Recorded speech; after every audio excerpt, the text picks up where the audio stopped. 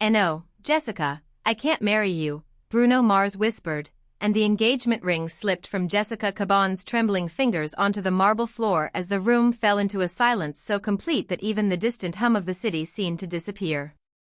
The diamond struck the stone with a tiny metallic sound, impossibly loud beneath the warm golden lights of the private restaurant, and Jessica stared at it without moving, her lips parted as if her mind had simply refused to understand what her ears had heard. Bruno stood across from her, his shoulders rigid, his usually playful eyes stripped of every trace of humor. For years, cameras had captured them smiling beside each other, walking through airports, sharing quiet dinners, disappearing behind hotel doors, and celebrating victories that made the world believe their relationship had survived every storm. Tonight, however, something had changed. "What did you just say?" Jessica finally asked, her voice barely audible. Bruno swallowed hard. His fingers trembled as he reached for the glass of water beside him, but he never drank. "I said I can't marry you." Jessica slowly bent down and picked up the ring. The diamond felt cold against her palm. "After everything," she whispered. Bruno looked away. That single movement hurt her more than the rejection itself. Outside the restaurant windows, Los Angeles glittered beneath a dark sky, traffic flowing like rivers of red and white light. Inside, the air smelled faintly of roses, expensive perfume, and untouched champagne. A small violin melody drifted from another room, absurdly beautiful against the silence between them. Jessica had imagined this night differently. She had imagined Bruno kneeling. She had imagined tears, laughter, a trembling yes, perhaps even a kiss before they walked outside to face a waiting world. Instead, she was standing beside a table covered with candles while the man she had loved for years looked as though he had just broken his own heart. "Is there someone else?" Jessica asked. Bruno's jaw tightened. "No, then why?" He closed his eyes for several seconds. "Because loving you and being ready to marry you are not the same thing." Jessica stared at him. She had heard thousands of words from Bruno over the years, but none had ever sounded as devastating as those. "You could have told me before tonight." "I know. You could have told me before I bought the dress." Bruno's eyes snapped toward her. "What?" Jessica immediately looked down, realizing she had revealed something she had promised herself she would keep secret. "Nothing." "Jessica. Forget it." "What dress?" She turned away. "It doesn't matter anymore." Bruno pushed his chair backward and stood. "You planned this." Her eyes filled with tears. "I planned a future with you. Apparently, I was the only one." The words landed between them like shattered glass. Bruno wanted to defend himself, but no defense came. He had spent months telling himself that he needed more time, that marriage was a beautiful promise but also a responsibility he was terrified of making. He had watched friends build families while his own life remained trapped inside airports, rehearsal rooms, hotel suites, recording studios, and stages filled with tens of thousands of screaming voices. He loved Jessica. That was the problem. If he did not love her, saying no would have been easy. But he loved her enough to fear destroying her. Jessica knew his habits better than anyone. She knew he hummed when nervous, tapped his fingers against tables when thinking, and became unusually quiet whenever conversations turned toward the future. She knew that after every major performance, when the lights disappeared and the crowd went home, Bruno often sat alone for several minutes in whatever dressing room he had been given, staring at his reflection as if trying to remember who he was without the music. She had loved that vulnerable version of him. She had stayed when the world only saw Bruno Mars, the dazzling performer with perfect suits, infectious melodies, and impossible confidence. She had stayed when he was exhausted, frustrated, insecure, and afraid. Yet tonight, despite all those years, he had still chosen uncertainty over her. "Tell me the truth," Jessica said. Bruno looked at her. "The real truth." He took a slow breath. "I'm scared." Jessica blinked. "Of me?" No marriage? Everything that comes after it. His voice cracked slightly. I'm afraid I'll promise you forever and then become the reason you regret believing me. Jessica shook her head. You think leaving me now hurts less? Bruno said nothing. You think uncertainty protects me? Her voice grew stronger. It doesn't. It just means you decided my future for me. Bruno lowered his head. For the first time that night, Jessica saw tears gathering in his eyes. He wiped one away quickly. I never wanted to hurt you. But you did. The restaurant door opened somewhere behind them, and a waiter froze when he saw the two of them standing apart. Jessica grabbed her coat. I need to leave. Bruno moved toward her. Jessica. She stopped but did not turn around. Please don't follow me. He froze. She walked away, the heels of her shoes clicking against the marble floor. Every step sounded like a countdown to the end of something they had spent years building. When she reached the entrance, she paused beneath the golden chandelier and looked back once. Bruno stood alone beside the table, surrounded by candles that were slowly burning lower. I hope someday, she said quietly, you understand that I wasn't asking you to become someone else. Bruno looked at her through wet eyes. I know. I was asking you to let me love the person you already are. Then she walked out. The door closed behind her. Bruno remained motionless. The champagne bottle sat unopened between two empty glasses. On the table lay a small velvet box he had brought with him, hidden beneath his jacket earlier that evening. He had not planned to propose. He had planned something else entirely. Something he had convinced himself would explain everything. Slowly, Bruno pulled the box from his jacket and opened it. Inside was not a ring. It was a tiny silver key attached to a handwritten note. He stared at it for several seconds before whispering, I'm sorry. He had intended to give Jessica that key because he had secretly rented a house where he imagined they could finally build a life away from cameras and expectations. But fear had won before courage could speak. And now the opportunity was gone. Months earlier, Bruno had begun questioning what he truly wanted. The pressure had not come from Jessica alone. It came from everywhere. Headlines speculated about their future. Fans debated wedding dates. Interviewers asked about children. Photographers waited outside restaurants. Every public appearance became evidence for strangers trying to predict the next chapter of their relationship. Bruno began to feel as though their private love story had become a public countdown. Jessica, meanwhile, had her own fears. She had spent years being known as Bruno Mars's partner rather than simply Jessica. She wondered whether the world would ever see her beyond his shadow. She had built her own career, endured public scrutiny, and learned to protect pieces of herself from an audience that believed it knew everything about her. Yet with Bruno, she had always tried to be honest. She had believed honesty could survive fame. That night, however, as she sat alone in the back seat of a black car, tears sliding silently down her cheeks, she questioned whether love could survive fear. Her phone vibrated repeatedly. Messages from friends appeared one after another. She ignored all of them. Then one message arrived from an unknown number. You deserve to know why he said no. Jessica stared at the screen. Her breathing slowed. Another message appeared. Ask Bruno about the night in New York. Her face went pale. There had never been a night in New York that Bruno refused to discuss. At least, not one she knew about. She typed a response. Who are you?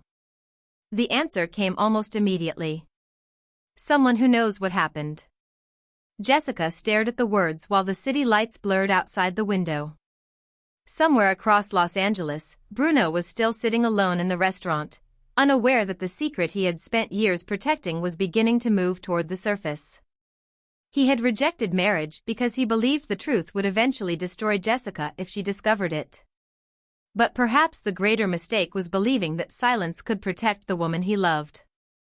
The next morning, by noon, Jessica had replayed Bruno's words so many times that they no longer sounded like words at all, only fragments of a wound she could not stop touching, and when the anonymous number sent her one final message, "If you want the truth about New York, go to the old recording studio on Mercer Street," she stared at the screen for nearly a minute before standing up, grabbing her coat, and walking out without telling anyone where she was going.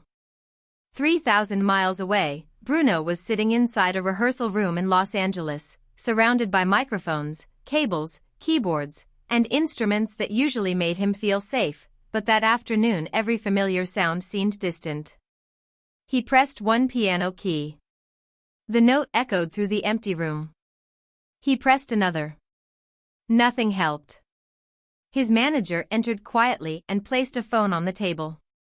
"It's spreading," he said. Bruno did not look up. "What is?" "The story."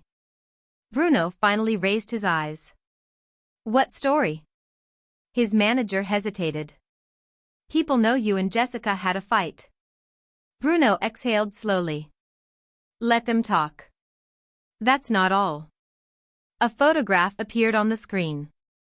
It showed Jessica leaving the restaurant the night before, her face hidden behind one hand, while Bruno remained inside. The headline beneath it was brutal: "Bruno Mars refuses to marry Jessica Caban, is their love story over?" Bruno looked away. "Turn it off." His manager lowered the phone. "You need to decide whether you want to control the narrative." "There is no narrative." "There always is when millions of people are watching." Bruno stood and walked toward the window. Outside, the afternoon sun reflected against the glass buildings. "I don't want to explain my private life to strangers." "Then explain it to Jessica." Bruno's expression changed. "She deserves the truth." "Then tell her." Bruno remained silent. His manager studied him carefully. "You know what your biggest problem is?"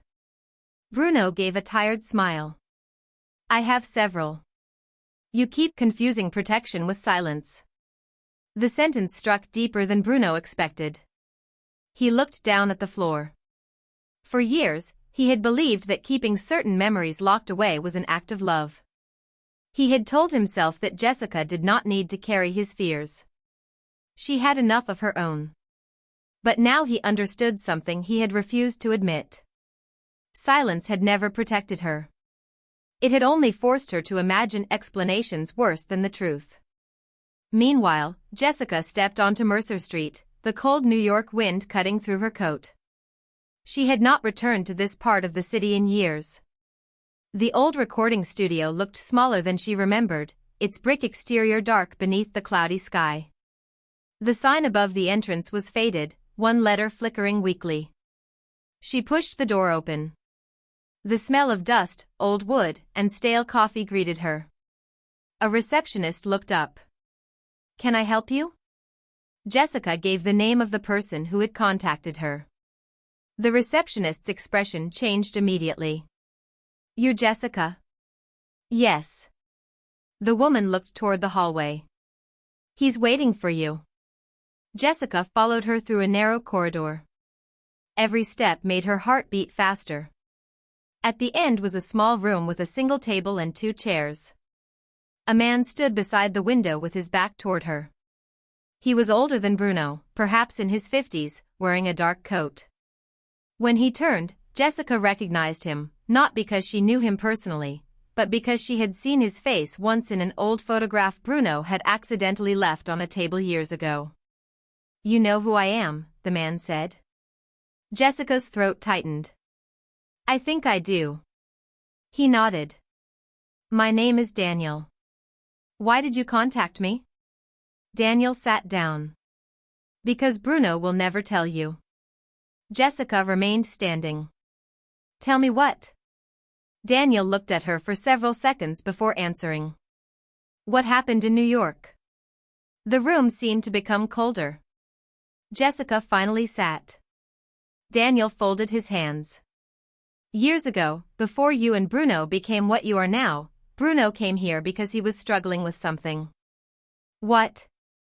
"His family." Jessica's expression hardened. I already know he had complicated feelings about his childhood.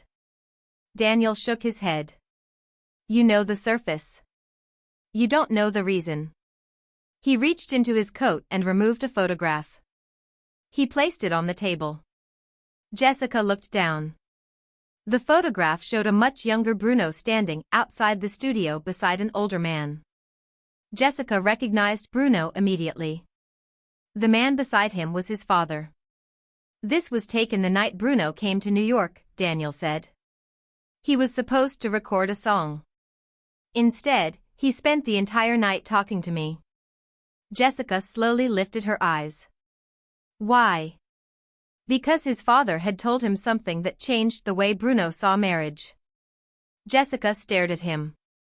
What did he say? Daniel hesitated. He told Bruno that love was temporary. Jessica's face tightened. That's it? No. Daniel looked toward the window. He told him that every promise eventually becomes a burden. Jessica felt a strange ache in her chest. Bruno had always been afraid of promises. She had seen it without understanding it. What happened after that night, she asked. Daniel sighed. Bruno went back to Los Angeles. He became more successful. More famous. More guarded. And Jessica? Daniel corrected himself. You came into his life later.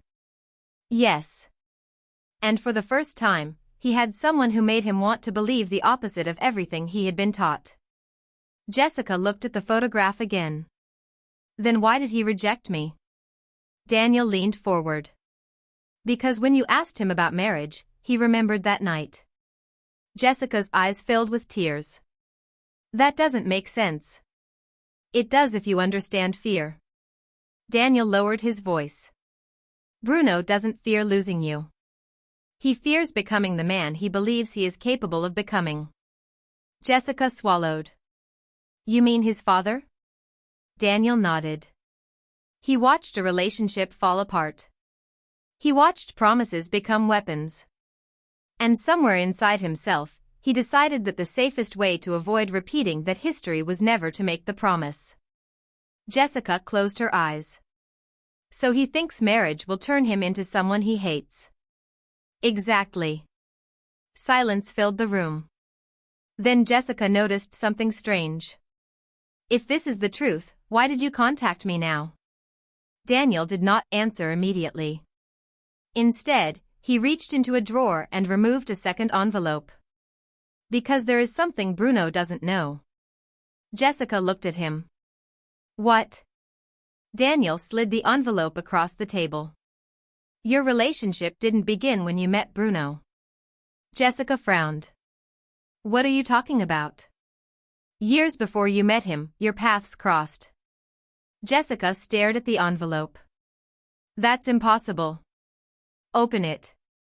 Her fingers trembled as she tore it open. Inside was a photograph. She pulled it out and froze. It showed a charity event in New York years earlier.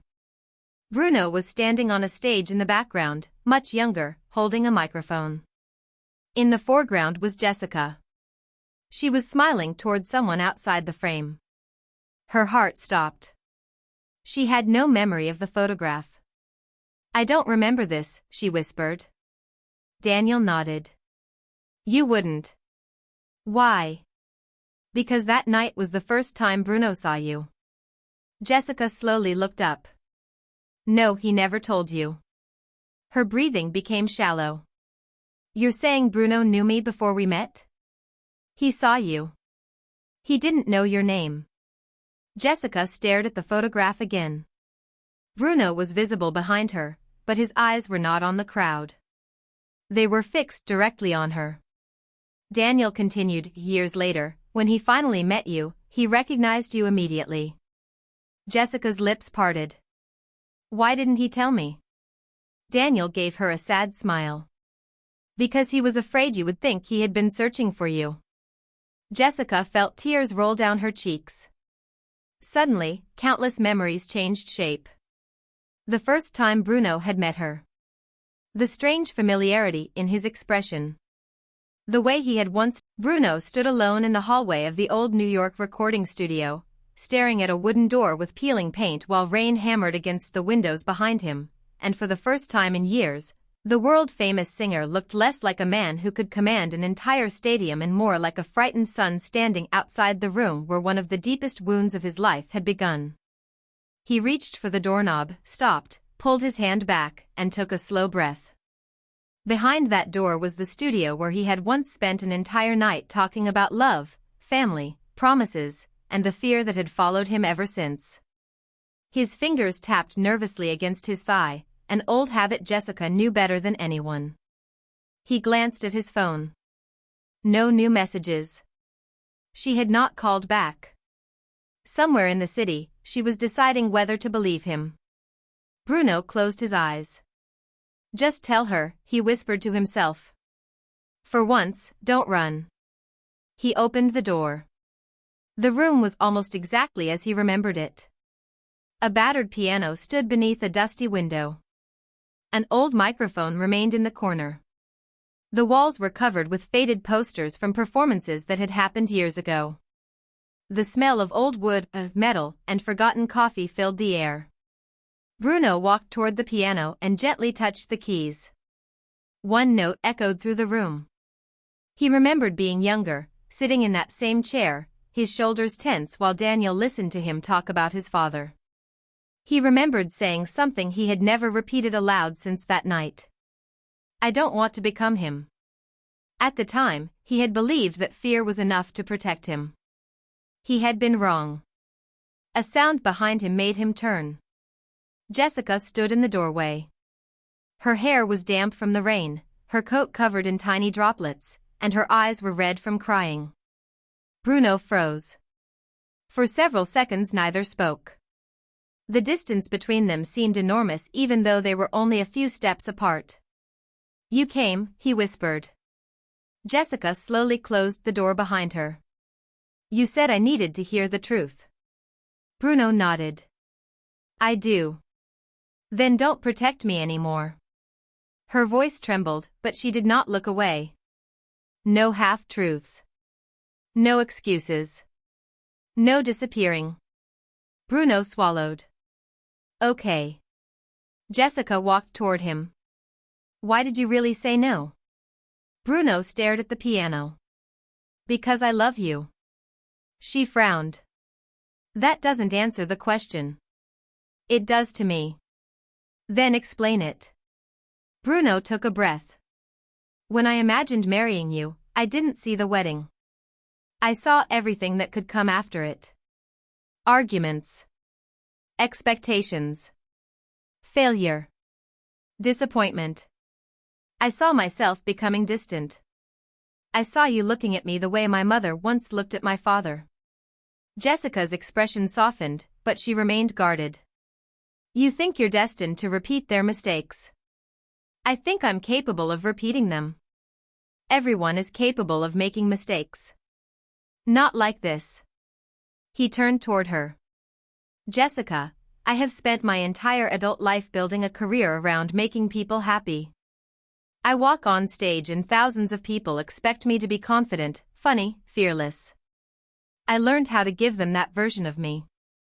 But when the lights go off, I don't always know what I'm supposed to be. Jessica stepped closer. You don't have to perform for me. Bruno's eyes filled with tears. That's what scares me. She looked at him with confusion. Why? Because you see everything. His voice broke. You see when I'm exhausted. You see when I'm afraid. You see when I don't believe in myself. You see the part of me that I hide from everyone else. Jessica whispered, and you think that makes me want to leave? No, he shook his head. I think it makes me terrified that one day you'll see enough and decide you should.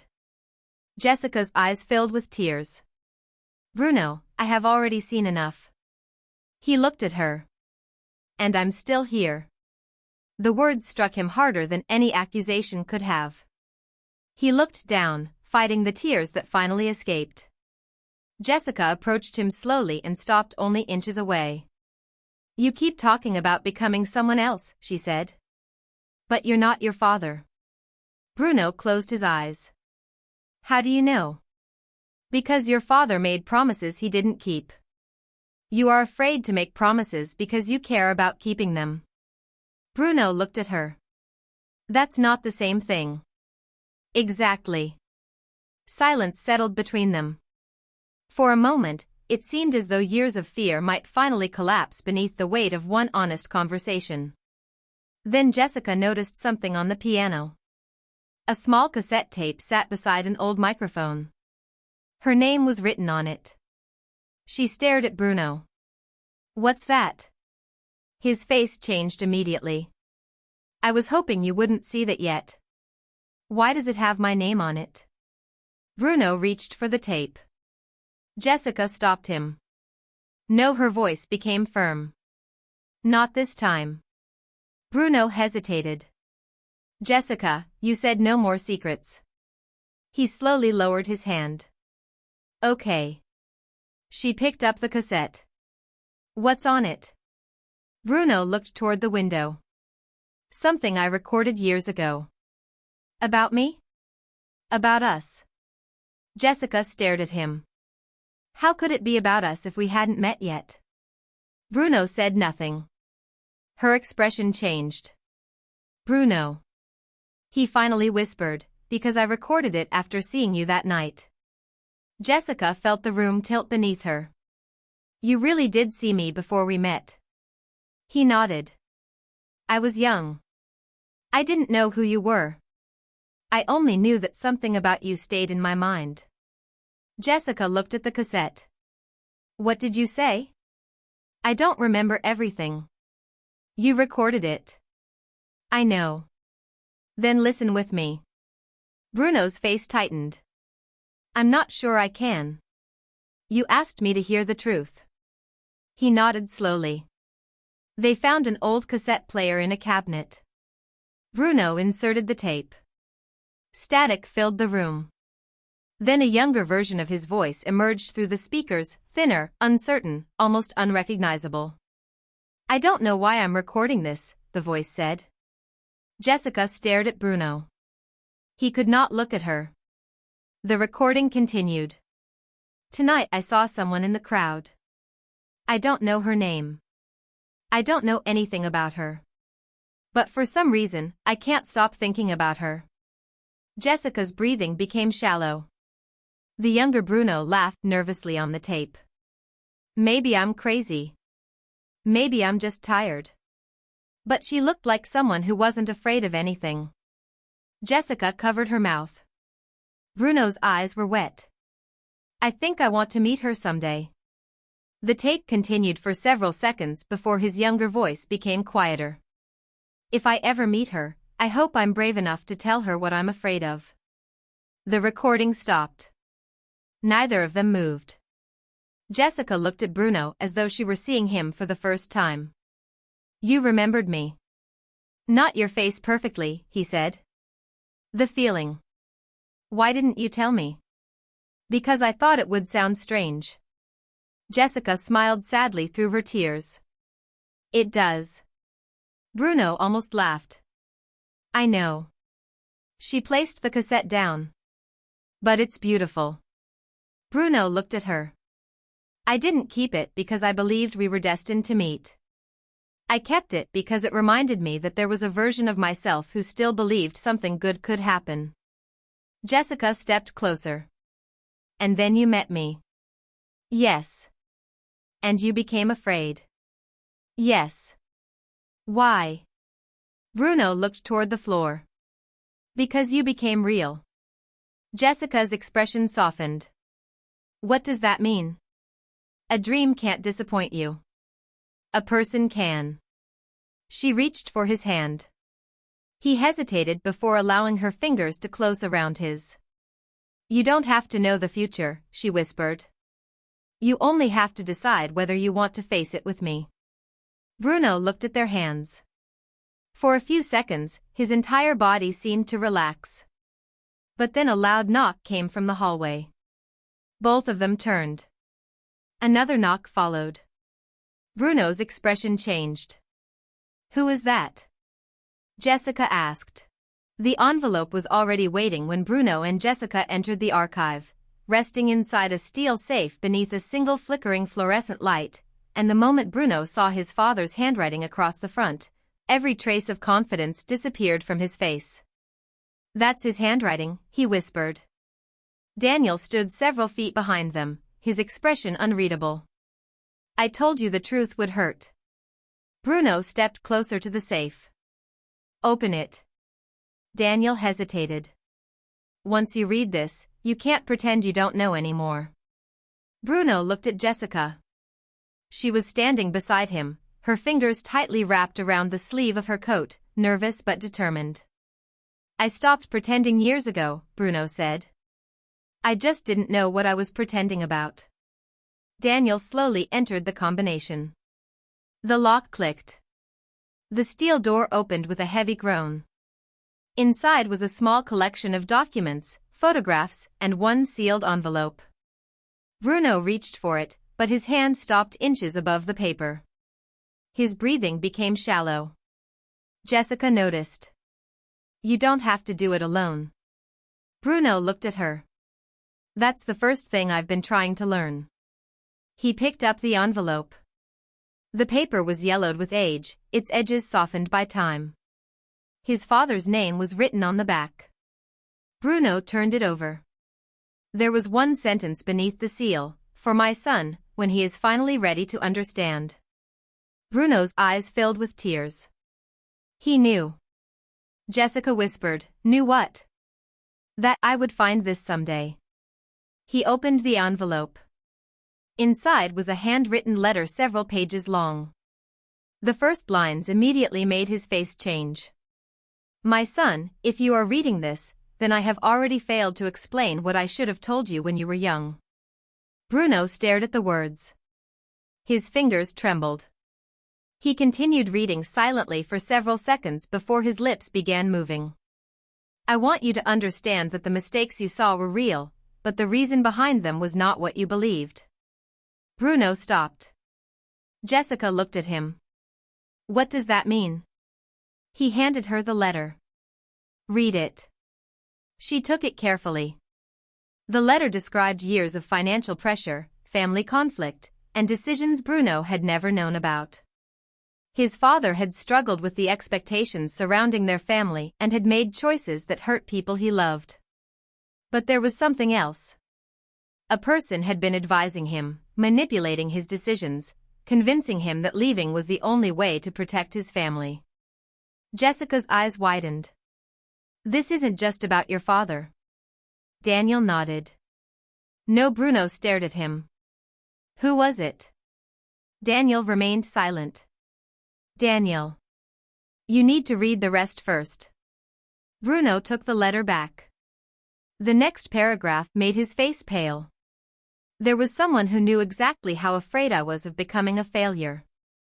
He used that fear against me." Bruno stopped breathing for a moment. Jessica stepped closer. "Who?" Bruno continued reading.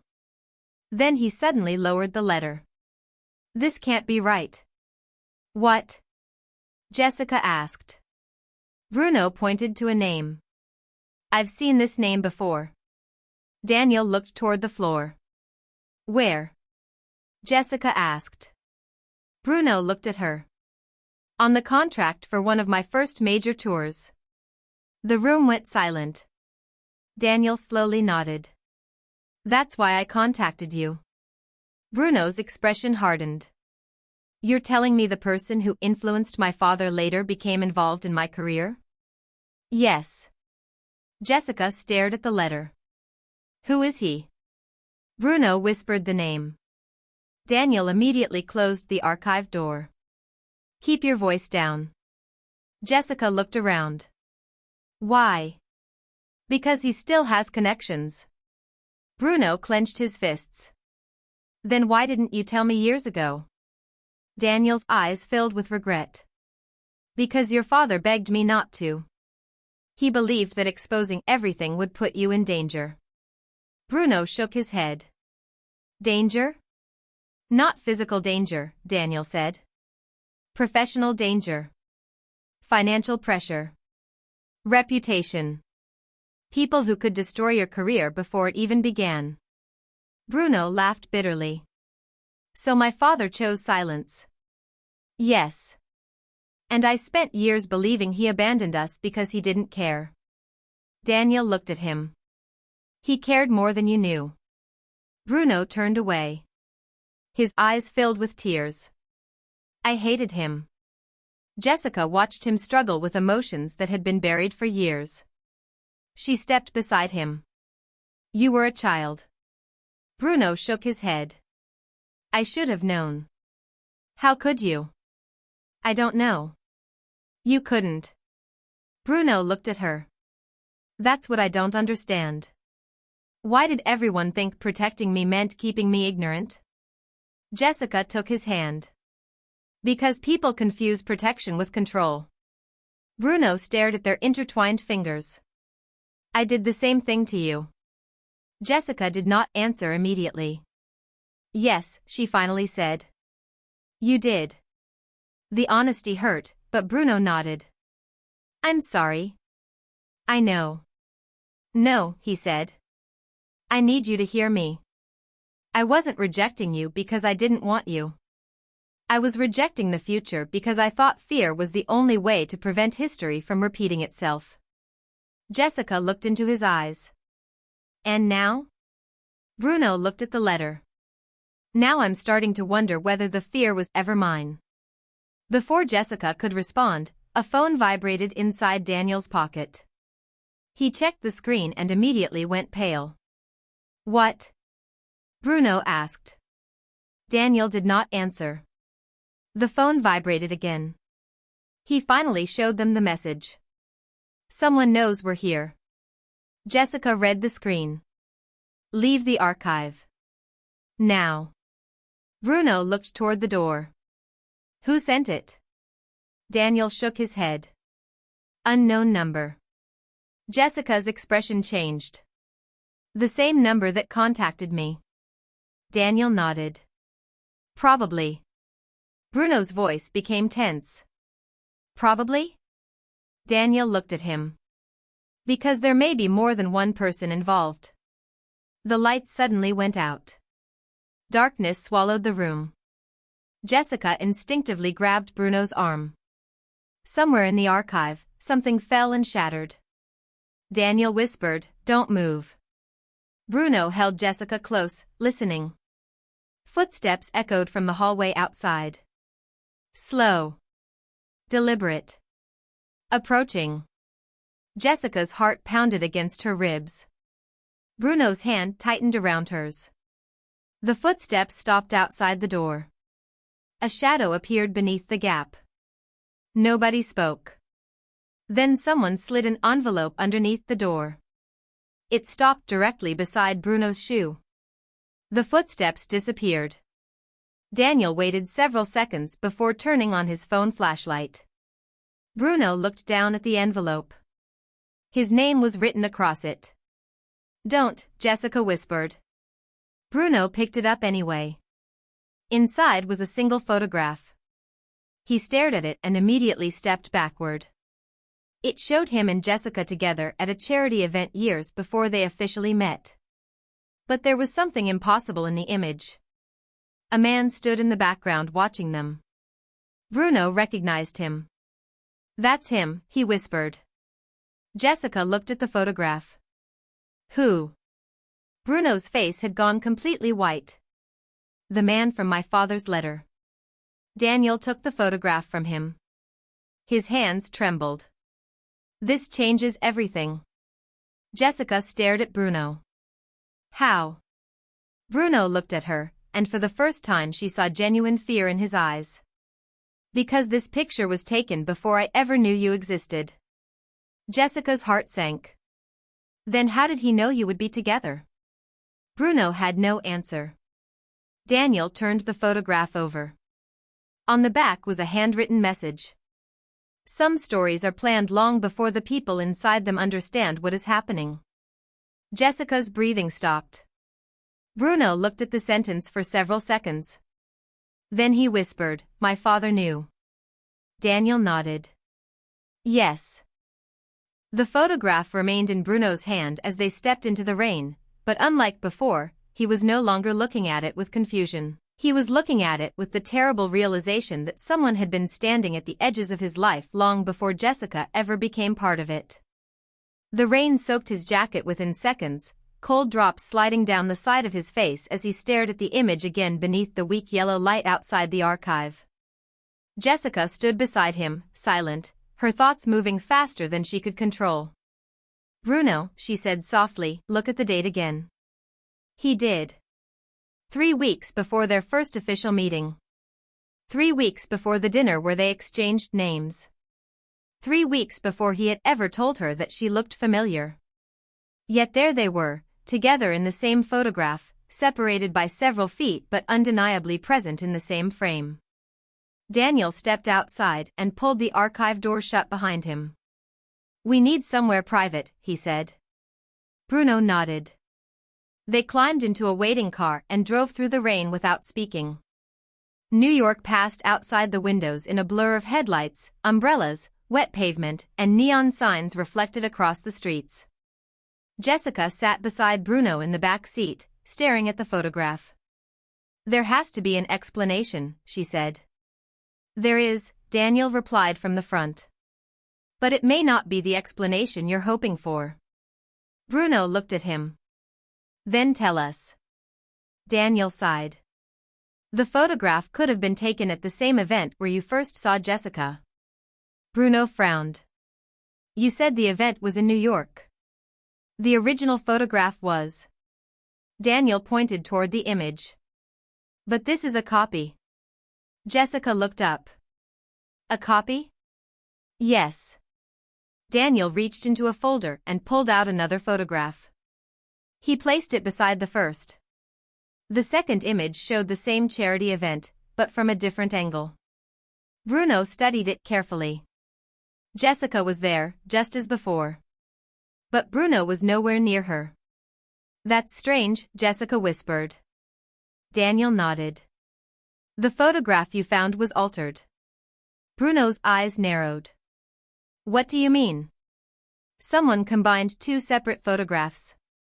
Jessica leaned forward. "Why?" Daniel looked at Bruno. "To make it appear that you were together before you actually met." Bruno stared at the photographs. "Why would someone do that?" Daniel's answer came quietly. "To make you believe your relationship was planned." Jessica felt a chill run through her. "So someone wanted us to think we were being manipulated." "Or," Daniel said, "someone wanted you to become afraid enough to start looking for answers." Bruno looked out the window. "Which means the photograph may have been bait." Daniel nodded. "Exactly." Jessica closed her eyes. She suddenly remembered the anonymous messages, the recording, the old letter, the archive, and the mysterious man. Every discovery seemed to reveal another layer rather than provide an answer. "Who would go this far?" she asked. Daniel hesitated. "Someone who understands Bruno's greatest weakness." Bruno looked at him. "Fear." "Yes." The word remained in the car like a weight. Bruno leaned back and closed his eyes. Jessica studied him quietly. She had spent years seeing him as confident, playful, and almost impossible to intimidate. But now she understood that the confidence was only one layer. Beneath it was a man who had spent years terrified of repeating the mistakes of the people who raised him. She reached over and took his hand. Bruno opened his eyes. "You don't have to hold my hand," he whispered. "I know." "Then why are you?" Jessica looked at him. "Because I want to." His fingers tightened around hers. The car eventually stopped outside a quiet apartment Daniel had arranged for them. They entered, and the smell of coffee and old books filled the small living room. Daniel placed the documents on the table.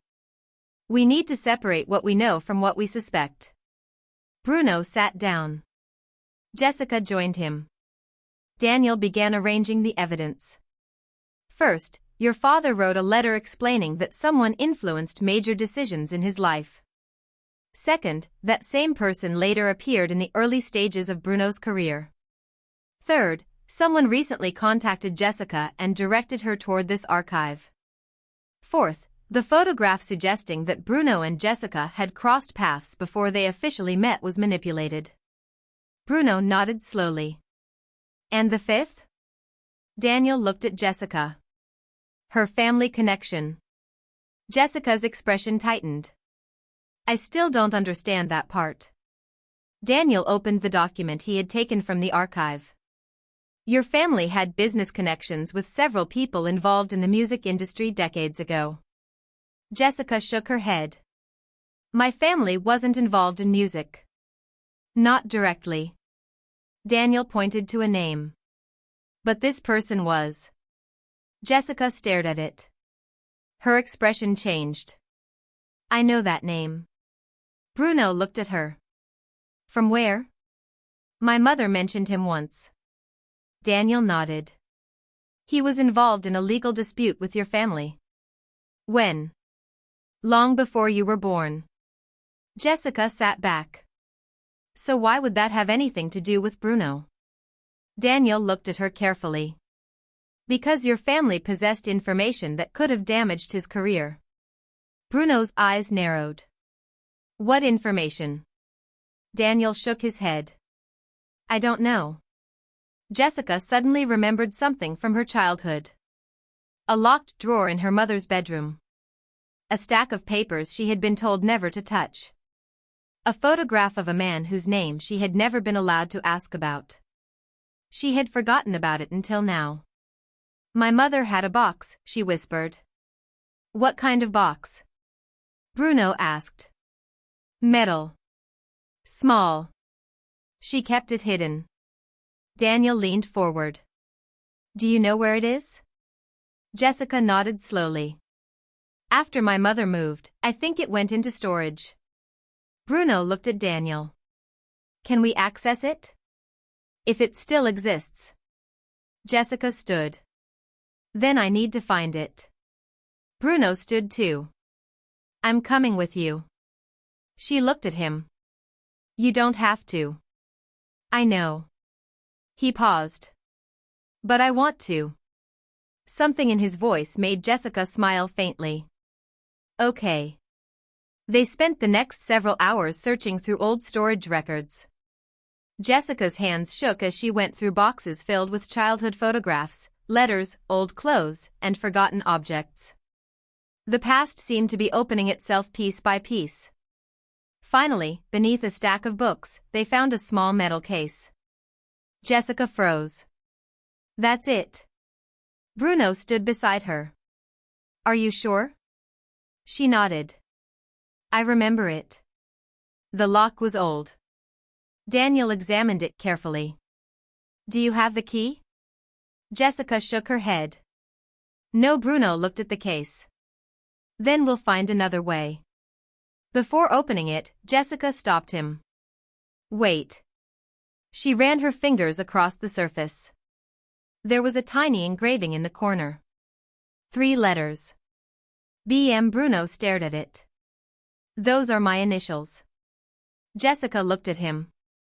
Why would your initials be on my mother's box? Nobody spoke. Daniel slowly stepped backward. Maybe you shouldn't open it. Bruno looked at him. Why? Because now we know the box was connected to you. Jessica swallowed. Then I need to know why. They finally opened the case using a small tool.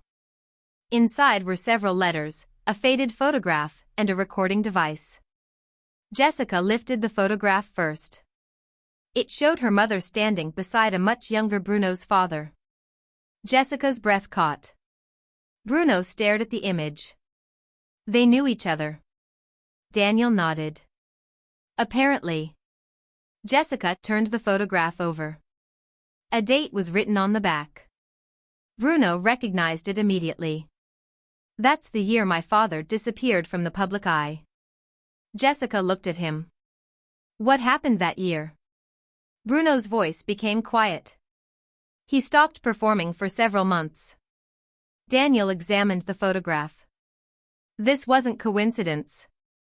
Jessica. 3 days after the recording was discovered, Bruno stood backstage beneath a ceiling of harsh white lights, staring at a blank sheet of paper while thousands of fans screamed somewhere beyond the curtain. But for the first time in his career, the noise outside did not make him feel powerful, it made him feel exposed. His hands rested on the piano beside him, and on the paper was the same title he had written that morning, Still Here. Jessica was sitting several feet away, quietly scrolling through her phone, but neither of them had mentioned the letter since leaving New York. Their relationship had entered an unfamiliar space, one where neither knew whether they were rebuilding what had been damaged or simply postponing an inevitable goodbye. Bruno looked at her. "Are you okay?" She glanced up. "I'm trying to be." He nodded. "Me too." A stage manager appeared at the door. 5 minutes. Bruno nodded.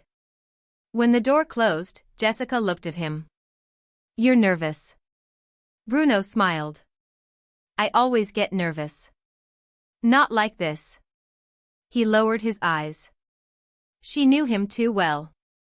"You're thinking about what happened?" "Yes." "About your father?" "About everything." He tapped his fingers against the piano. "I keep thinking about how many decisions I've made because I was afraid." Jessica stood and walked toward him. "Then maybe tonight you don't make a decision." Bruno looked up. "What do you mean?" "Just play." He smiled faintly. "That's easier." "Exactly." The stage lights began moving outside. The crowd grew louder. Bruno stood, adjusted his jacket, and looked at Jessica one more time. "Will you stay?"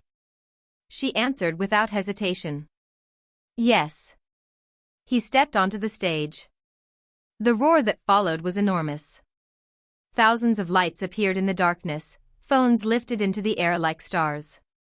Bruno smiled automatically, but beneath the smile was a man carrying a secret that no one in the audience could see. He walked to the piano and sat. The band waited. The crowd slowly became quieter.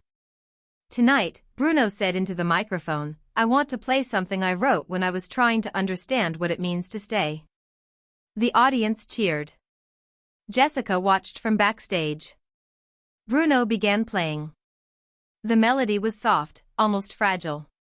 There was no choreography, no spectacle, no elaborate production. Just Bruno, a piano, and a song that had been born from years of fear. He sang about running from promises, about mistaking silence for protection, about losing people because he was afraid to lose them. The audience became silent. Jessica felt tears gathering in her eyes. She knew every line was about them without Bruno ever saying her name. When the song ended, the crowd erupted. Bruno lowered his head for several seconds.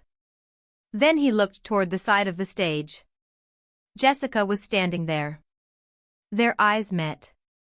He smiled. She smiled back. It was not a proposal. It was not a public declaration. It was simply an acknowledgement that they had survived something neither had expected to face. After the performance, Bruno returned backstage. Jessica waited near the dressing room. He walked toward her, still breathing heavily. "How was it?" he asked.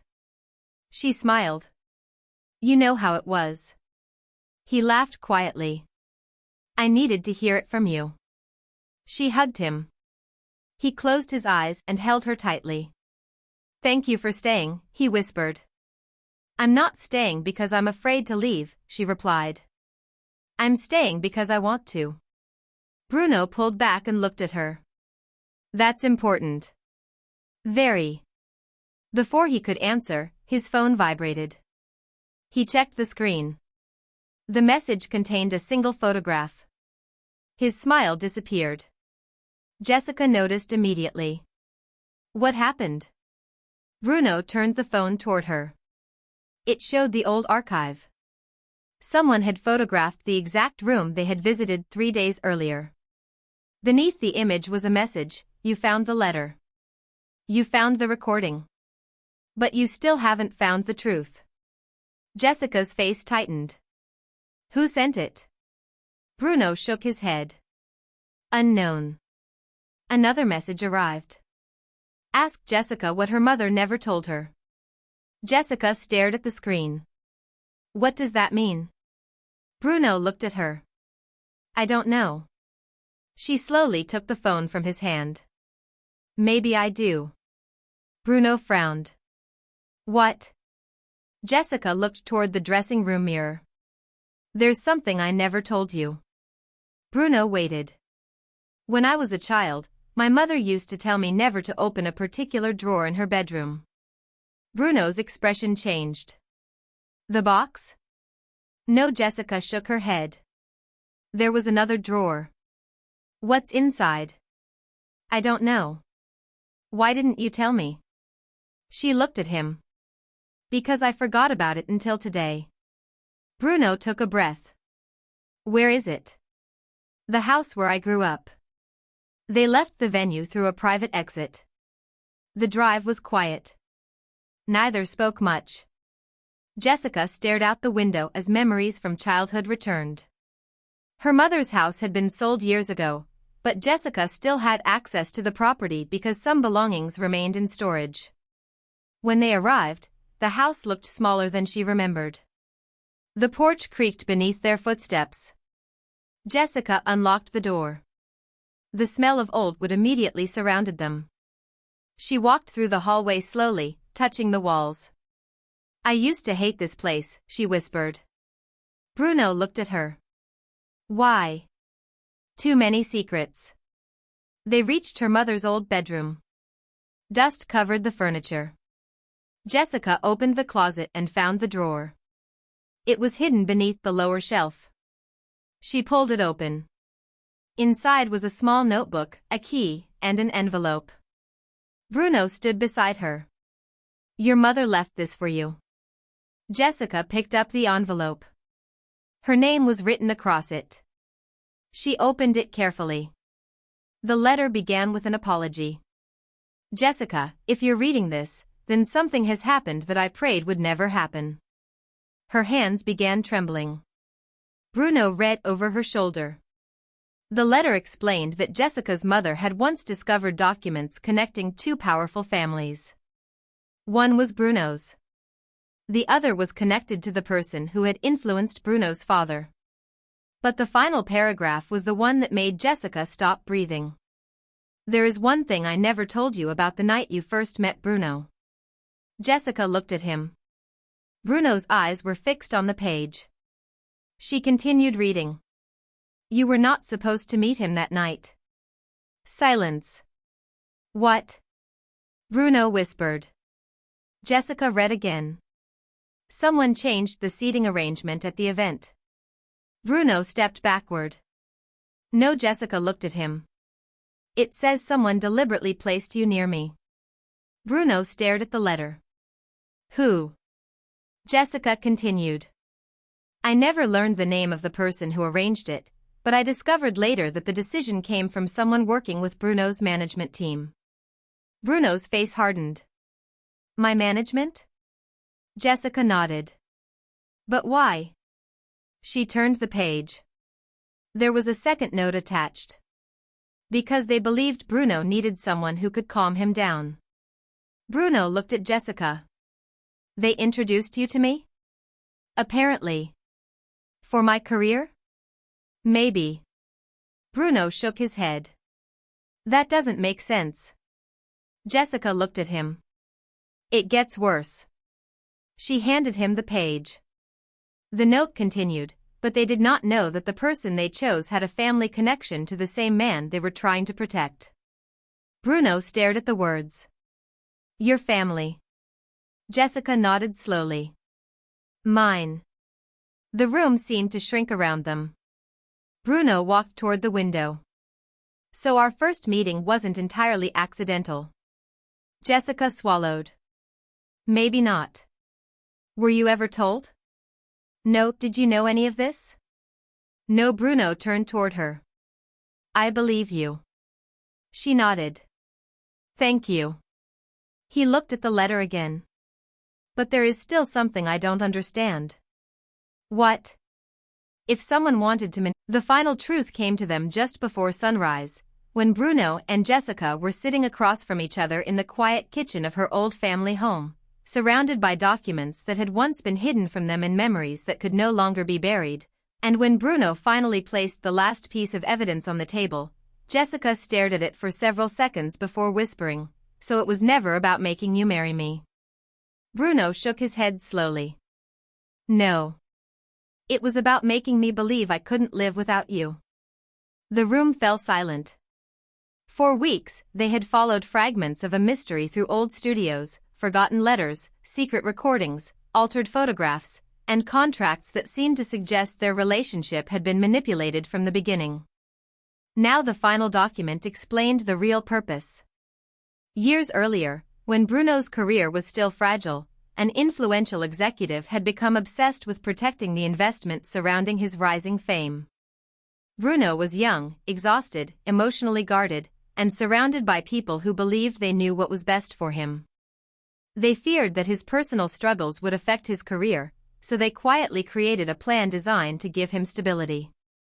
Jessica had been introduced into his world because people believed she was intelligent, independent, emotionally strong, and capable of grounding him. Nobody had expected love. Nobody had predicted that two people who were supposed to become a carefully managed part of a public image would eventually create something completely private and real. They tried to manufacture stability, Jessica said quietly. But they accidentally created love. Bruno smiled sadly. Exactly.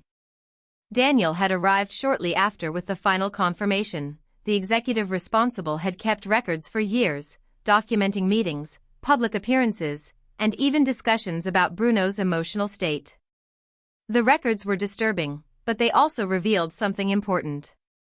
Once Bruno and Jessica fell genuinely in love, the plan had stopped. The people controlling it had realized they could no longer influence what happened between them without destroying Bruno's trust. The mysterious messages Jessica received were not an attempt to break them apart. They had been sent by someone who wanted Bruno to finally discover the truth before the old arrangement could be revived by another person seeking control. And the person behind those messages had been Daniel. "You?" Bruno had asked when Daniel finally admitted it. Daniel nodded. "I couldn't watch you repeat your father's mistake." Bruno stared at him. "You manipulated us too." Daniel lowered his eyes. "I gave you information. I didn't give you decisions." Jessica looked at Daniel. "You scared me." "I know. You made me believe our entire relationship was fake." Daniel sighed. "I needed you to question everything because Bruno had spent his whole life accepting other people's explanations." Bruno remained silent for a long time. Then he finally said, "You should have trusted us enough to tell us the truth." Daniel nodded. "You're right." The anger slowly faded, leaving exhaustion behind. Bruno looked at Jessica. "Do you regret meeting me?" She smiled through tears. "No, even knowing how it started?" "Especially knowing how it started." Bruno looked confused. Jessica reached across the table and took his hand. "Because nobody planned the years that came after." She smiled. "Nobody planned the nights we stayed awake talking. Nobody planned the arguments we survived. Nobody planned the moments when you made me laugh when I wanted to cry. Nobody planned the way you looked at me when you were afraid. Those things were ours." Bruno squeezed her hand. "I thought saying no to marriage meant I was protecting you." "I know. But I was really protecting myself." Jessica nodded. "Yes." He looked down. "I'm sorry. I forgive you." Bruno raised his eyes. "Just like that?" Jessica shook her head. "Not just like that. Forgiveness doesn't erase what happened. It means I don't want what happened to control what happens next." Bruno smiled softly. "You're better at this than I am." "I've had practice." They laughed quietly, and for the first time since the night of the restaurant, the tension between them finally broke. Later that morning, Bruno returned to Los Angeles. He did not announce anything. He did not call a press conference. He did not post a dramatic statement online. He simply walked into his studio and sat at the piano. Jessica joined him. The room was filled with sunlight. Bruno opened the notebook containing the song he had written during the darkest part of their story. Still here. He played the melody slowly. Jessica listened. Finish it, she said. Bruno looked at her. What? The song. He smiled. With you? With me. They spent the afternoon writing together. The song changed as they worked. It was no longer about fear. It became about choice. About two people refusing to let other people's expectations define their relationship. About the difference between being controlled and choosing freely. About realizing that love was not a guarantee that nothing would go wrong. Love was the decision to stay honest when things did. When the final note was written, Bruno leaned back and exhaled. It's done. Jessica looked at the pages. Are you happy? He smiled. For the first time in a while. She rested her head against his shoulder. Good. Months passed. The rumors about their relationship gradually disappeared. The public moved on to new stories. Some fans assumed they had broken up. Others believed they were secretly engaged. Nobody knew the truth. Bruno and Jessica decided they did not need to explain everything. Their relationship belonged to them. Then, one evening, Bruno invited Jessica to the same restaurant where he had once rejected her. The same marble floor. The same warm lights. The same quiet corner. Jessica recognized the place immediately. She stopped at the entrance. Really? Bruno smiled nervously. I know. She laughed. You have a strange sense of humor. I wanted to change the memory. They sat at the same table. This time there were no hidden cameras, no managers, no expectations, and no secret plans. Just 2 glasses of sparkling water and a small plate of food between them. Bruno looked at Jessica. I owe you something. She raised an eyebrow. Another apology? No, he reached into his jacket. Jessica's expression changed. Bruno. He smiled. Relax. He placed a small velvet box on the table. Jessica stared at it. What is that? A question. Her heart began pounding. Bruno opened the box. Inside was a simple ring. Not extravagant. Not designed for headlines. Just a beautiful piece of jewelry chosen because he believed she would like it. Jessica looked at him. Are you proposing? Bruno smiled. Not exactly. She laughed through tears. Then what are you doing? Bruno took her hand. I'm asking if you would consider building a future with me without forcing either of us to know exactly what that future looks like. Jessica stared at him.